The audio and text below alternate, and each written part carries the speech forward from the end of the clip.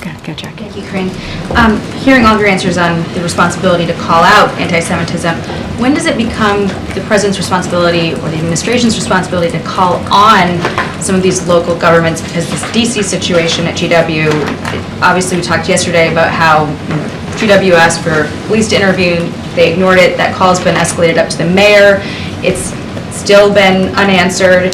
The president said today that, hate speech, acts of violence, vandalism against the law. Yeah. And you have an encampment that we could literally walk to from here where you had protesters who the university has said may not even be affiliated with the school, carrying out a mock trial, calling for beheadings of school leadership. So at what point is it the responsibility of the federal government to call on some of these local entities to take action?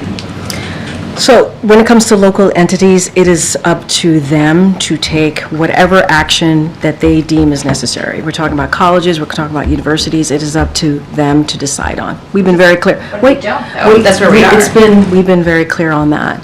When it comes to taking action, you're talking about a president who moved forward with the first ever U.S. national strategy to counter anti-Semitism.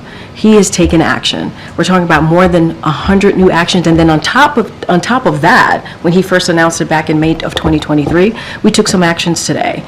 And so we're going to, and when we talk about actions, we're talking about the Department of Education, we're talking about Homeland Security, we're talking about a whole of government effort to deal with what we're seeing, this uptick that we're seeing in anti-Semitism.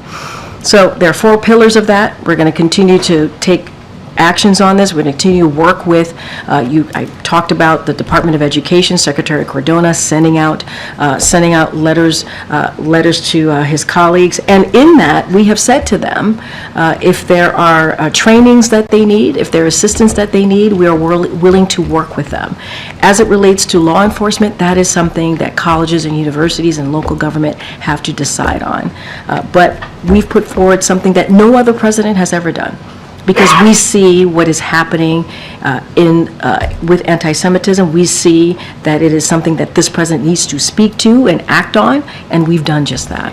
Just on the messaging around the administration's ironclad commitment to Israel, how can the U.S. have ironclad commitment on one hand and then on another hand slow walk arms sales? I mean, the president said that the supplemental was imperative, and now this. How do you square that? So I'm not going to speak to the second part of your question. I just said in earlier answering to one of your colleagues, not going to speak to cases, and as you just stated in your question, our commitment to Israel's security is indeed ironclad, and we prove that. We prove that in getting that supplemental done. That is going to be incredibly important to Ukraine, to Israel, to making sure humanitarian aid gets into Gaza, gets to Sudan, gets to Haiti and other places across the globe that need that humanitarian aid. All of those things are important. 2 things could be true in the sense of having those conversations, tough, direct conversations with our counterparts in Israel, the president having his conversation with his counterpart, obviously the prime minister, and making sure that citizens' lives are protected, and getting that commitment. So 2 of those things could be true.